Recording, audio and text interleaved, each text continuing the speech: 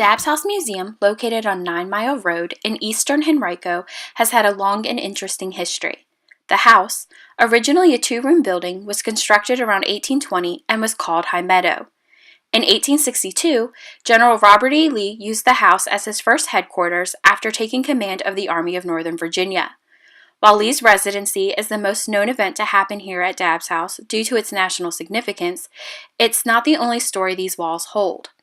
Following the Civil War, the house was bought and sold several times until June 5, 1883, when the Henrico Board of Supervisors purchased the building from Harriet C. Annable of Philadelphia for $4,600.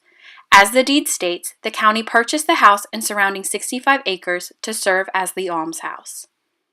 By 1883, the building had expanded through a side addition that was capable of housing up to 35 inmates or paupers. Between 1883 and 1924, Almshouse is referred to as an almshouse and a poor farm, so both terms will be used. This video aims to answer several key questions about the Henrico County Almshouse. Who resided at the almshouse? Who was the overseer of the poor, and what did the job entail? What did an average day look like for a pauper? Why did the almshouse close in 1924, and who made the decision? What happened to the paupers who were residing at the house at the time?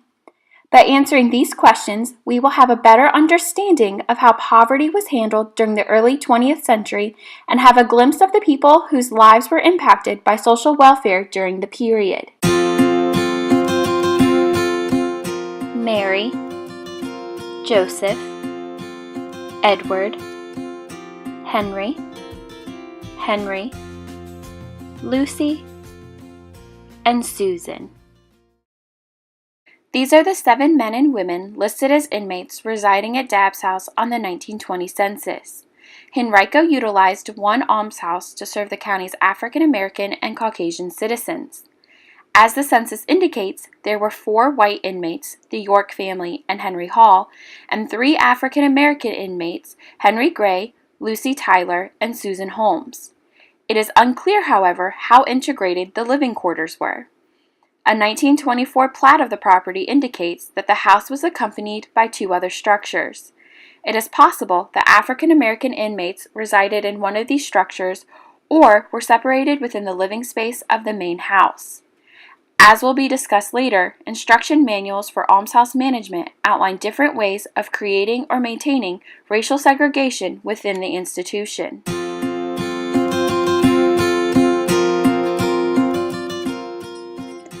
The York family is the most well-known residents of the Henrico County Almshouse. Mary Vest met John York while both were residents at the Henrico County Almshouse. Apparently, it was love at first sight. The couple made local news when they applied for a marriage license. The headline read, "Man in Poorhouse to Wed Girl There." As the article states, the Yorks married at Almshouse on December 18, 1909, and were then forced to move out. The couple's wedding bliss did not last long when on New Year's Eve the Richmond Times-Dispatch reported that John York was unable to find a job, leaving him homeless, and Mary residing at Almshouse again. The article describes John as the only man in Virginia who was born, bred, and married in an almshouse. By April 1910, the couple was again living at the almshouse with Mary's 2 children, Joseph and Edward. By June, the marriage had come to an end. John York was declared an imbecile by doctors and was sent to an asylum in Lynchburg, Virginia. The children were taken care of by a local charity organization in Richmond until they reached maturity and then returned to Henrico to live in the almshouse with their mother.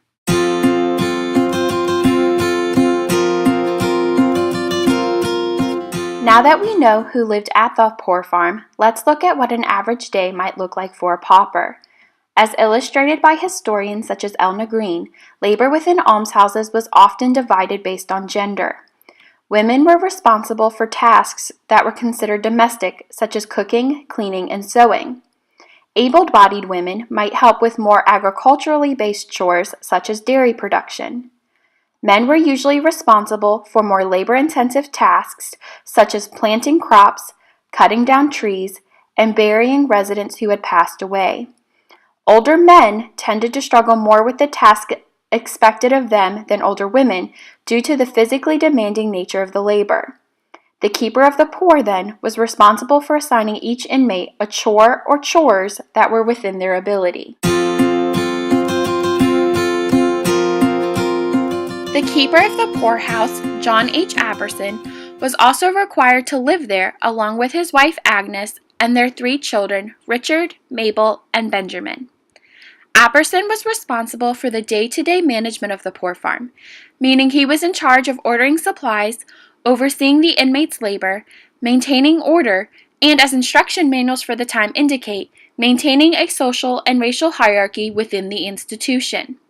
The Almshouse, a guide to social welfare, was written by Alexander Johnson in 1911. In it, Johnson states that an ill-kept, disorderly almshouse would promote and increase pauperism and degeneracy and all the human ills that come from them. Johnson's goal was to provide methods to build and manage almshouses that were able to take care of those who needed assistance and to rid the institutions of those who were deemed undeserving or capable of providing for themselves. Johnson also states that uniformity of economic condition, the fact that all alike are poor and dependent, does not make them alike socially, nor justify absolute uniformity of treatment. This is referring to the idea of deserving and undeserving poor. White women and children were seen as more deserving because it was socially acceptable for them to be dependent, usually relying on a husband or father for their care. African Americans and young men were usually seen as undeserving, their poverty assumed to be caused by vices such as laziness. In order to maintain order, Johnson suggested that keepers of the poor separate different classifications of inmates, giving different privileges and restrictions based on a person's classification. It also suggests using cottages or outbuildings to house inmates, like the structure seen on the 1924 plat. Apperson may have used Johnson's book or one similar to establish different procedures for the white and African American inmates in Henrico County's almshouse. In 1925, a year after the almshouse closed, John Apperson was charged with illicit distilling and grand larceny. Apparently, the keeper of the poor had been misappropriating items from the almshouse during Prohibition. The grand larceny charge was dropped after Apperson agreed to pay for the items that were stolen. It is still unclear if he was punished for distilling alcohol on county-owned property. Now that we know who lived at the almshouse and how it was operated, let's look at what led to its closing and who was responsible. In 1924, the Director of Public Welfare, E.C. Levy, met with the Henrico Board of Supervisors to discuss closing the county's almshouse. Mr. Bain, a member of the Department of Public Welfare, stated that it would prove a relief for the county to close its almshouse because on average it only served 4 paupers. It was proposed and later accepted that the county's poor be sent to the city home located in Richmond and that the county would pay the city a small fee for the paupers that resided there. So when the doors of the Henrico County Poor Farm closed in 1924, the paupers that were residing there were sent to the city of Richmond, as well as any other residents who were found in need after the closure. The Henrico Poor Farm was located at Dabb's house for over 40 years. During that time, countless men and women were required to labor in the fields and under its roof in order to gain temporary poor relief.